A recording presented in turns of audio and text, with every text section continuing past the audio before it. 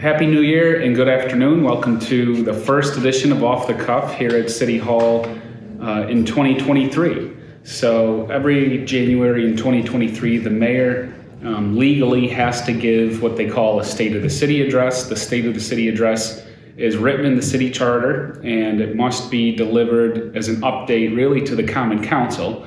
But I've used the State of the City address to really update the entire community on just that, the literal state of the city.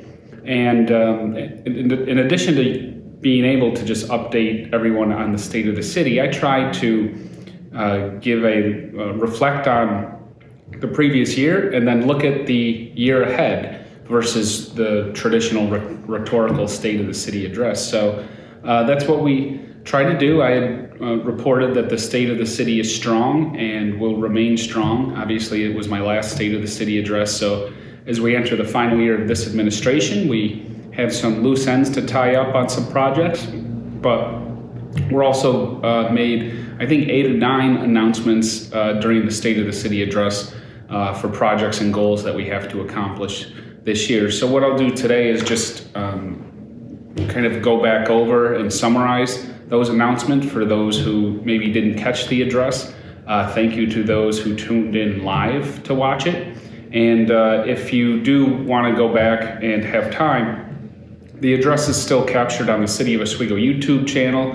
It's archived on Oswego County Today, and it is on my Facebook. So you can still go back and watch it if you'd like. And I would encourage you to do so because it kind of paints a holistic picture of where we were as a community the day I took office in 2016, how far we've come, and what we still have to do in this last year. So give it a watch if you're so inclined. So the first announcement that I really kind of opened the speech with was announcing a new interactive playground for children 7 and under at Rotary Park.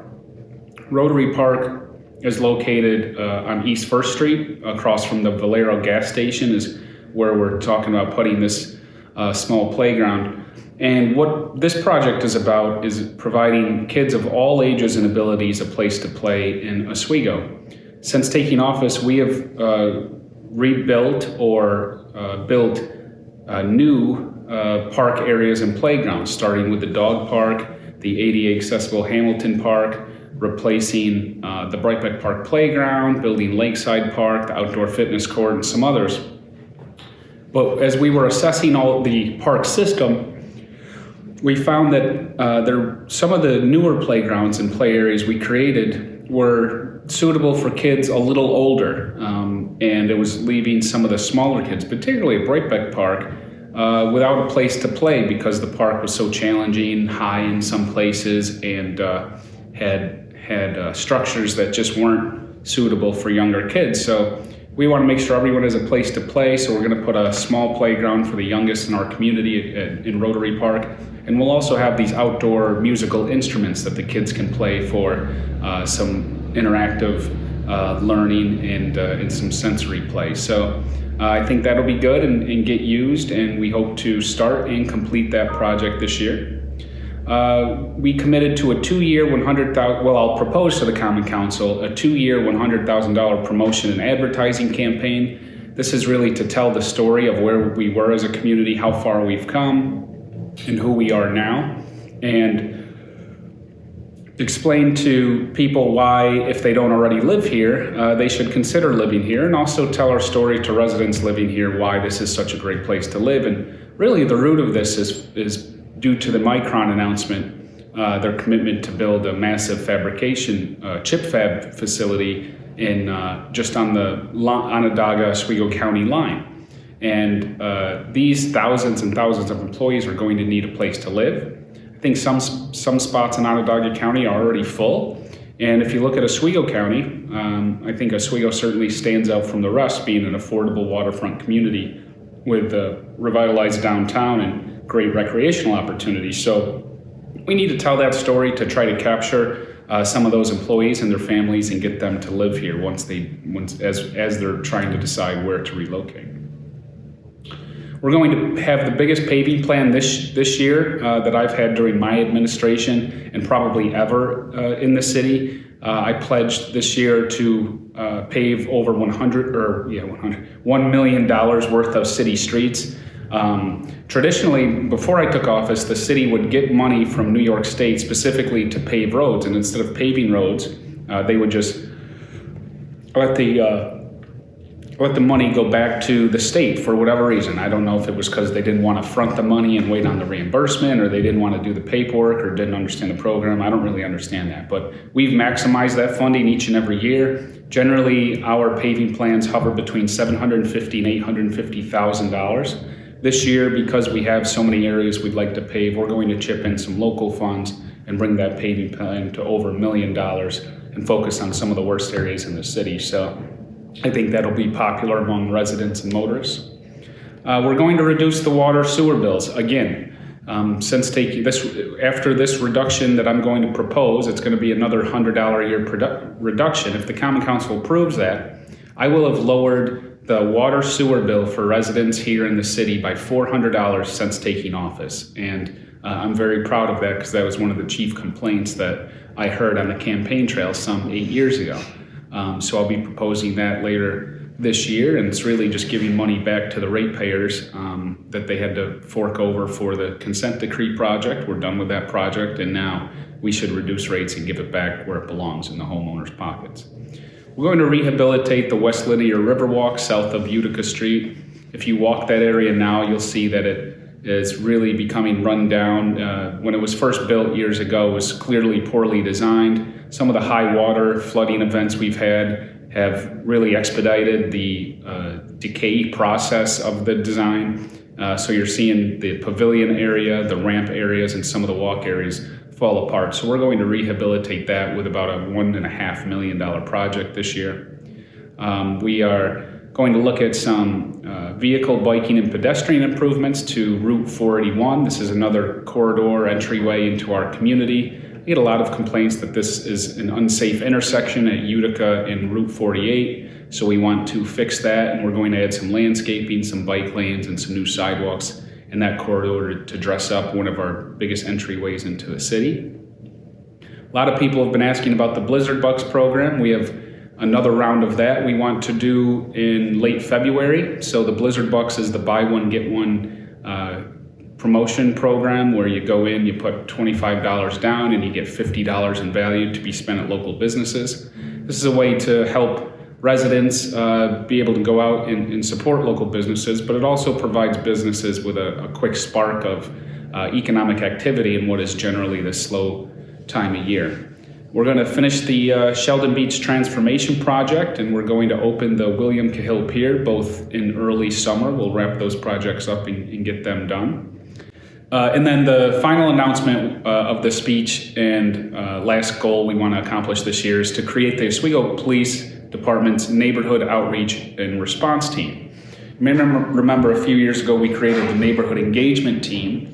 This team is really just going to build upon that Neighborhood Engagement Team.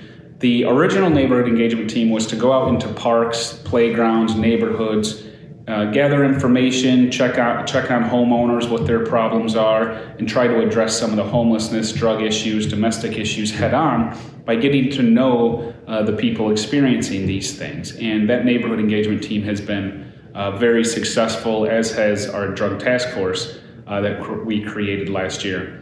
So this Neighborhood Outreach and Response Team will just build on the Neighborhood Engagement Team. And what we'll do is partner to bring in a clinician into the Oswego Police Department that will help respond to domestic abuse, mental illness, and homeless related calls that the Oswego Police Department gets, in hopes to be more effective with the interactions, and to be able to keep these people out of incarceration and to get them into the rehabilitation services that they really need to help them in the long run. So if this new team is half as successful as the Neighborhood Engagement Team and the Drug Task Force has been, I think we'll see some real improvement throughout the community. So that's a quick rundown of the several announcements we had within the speech. Outside of the speech, I do want to touch on one recent announcement that's been made, the closure of JCPenney. This has, quite frankly, been a long time coming. If you look at JCPenney's corporate widespread closures, if you go back a couple of rounds, you'll see Oswego was actually on the closure list 2 times prior to this time and somehow survived at the last moment. So that kind of told us that the store has been on thin ice for quite a few years, actually. And we knew that this closure was really just a matter of time. That being said, we were able to think proactively and see how we could replace JCPenney and not have a huge vacancy in one of our premier plazas. So we're currently working now with Hobby Lobby. It's not a done deal yet, but we're in talks with them, and they've been in talks with our building and permitting process and codes department on what it would take to get Hobby Lobby in that space, and I'm fairly confident that we're on the right track to do that. And the closure of JCPenney also just about green lights the Texas Roadhouse project that I talked about last fall. And that's an announcement that we were excited to make. It's still not 100% for sure, but the closure of JCPenney probably increased that from 70% to 90%. So we're getting very close to getting that deal done, and the city's already granted them site approval from the planning board. So we're on the right track there. So again, we're sad to see a landmark business in Oswego go, but we think we have 2 good new businesses coming in on the back end. And I think that just really speaks to, I normally don't use corporations' decisions to open or close a business here in the community as a good gauge, as a good way to gauge the strength or weakness of the local economy. We try to support local downtown businesses more, but I do think when you see these corporations wanting and willing to invest in this community, that generally is a good sign in terms of economic activity and confidence and longevity. So I think that's a good sign. So I think everything's on the right track. We have 1 more year to go. As I pledged during the speech, I have worked extremely hard for the people of Oswego the last 7 years, and that is not going to let up this year. I think a lot of people tend to think that for whatever reason, the last year of any mayoral term or presidential term or a congressional term may be a lame duck, or you just put yourself on cruise control. But I think probably, as you can tell by these 8 or 9 announcements, that's not what we're going to do this year. We're going to finish strong and make sure that the community's strong and stable and carries this momentum that we have now for many years to come. So we're capitalizing on the moment and making the most of it and setting ourselves up for a busy 2023. So Happy New Year. Thank you for tuning in, and I'll catch you next month.